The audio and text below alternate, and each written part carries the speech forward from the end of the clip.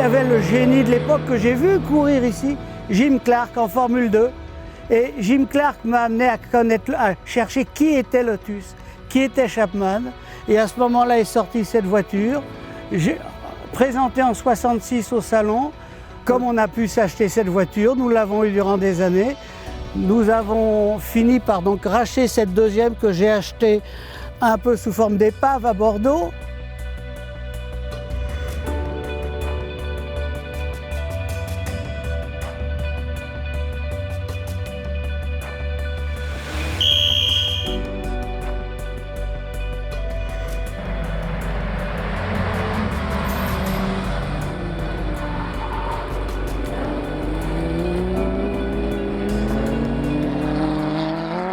Alors pourquoi une Seven, ça s'explique pas trop, il faut monter dedans.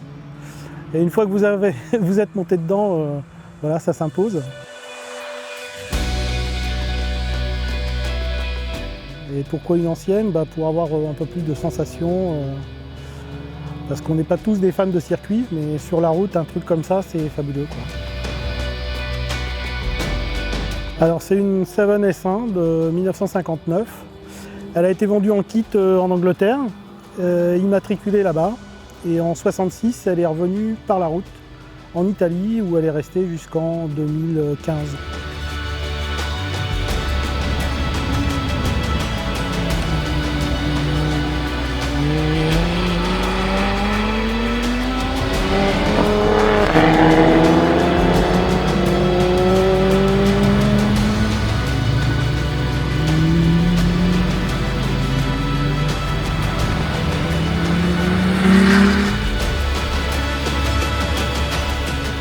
C'est une marque mythique. J'ai vu bien évidemment les feuilletons comme Le Prisonnier, comme The Avengers, chapeau melon et bottes de cuir avec Tara King. Et puis quand j'avais 6-7 ans, j'ai vu Jim Clark gagner aux Essarts sur une Formule 2. Et donc j'ai rêvé tout jeune de Lotus. Mais j'avais toujours gardé au fond de ma tête une Lotus 7 et un ami m'avait emmené dans une Lotus. Pour la première fois, j'étais monté dans une Lotus sur l'anneau de Montlhéry et il faisait le trophée 7.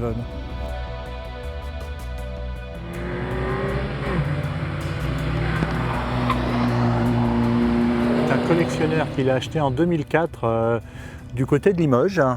Et il l'a fait entièrement préparer pour faire le Tour Auto 2007 et le Rallye de Monte-Carlo historique. Donc il a absolument tout fait dessus, elle a d'ailleurs une fiche FIA. Et après il s'est lassé, il l'a vendue.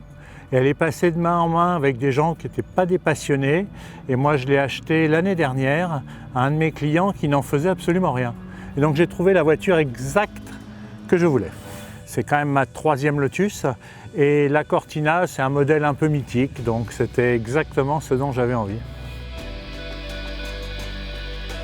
C'est un club extrêmement convivial. C'est quand même un club, je dirais, côté presque consommateur, c'est un rêve.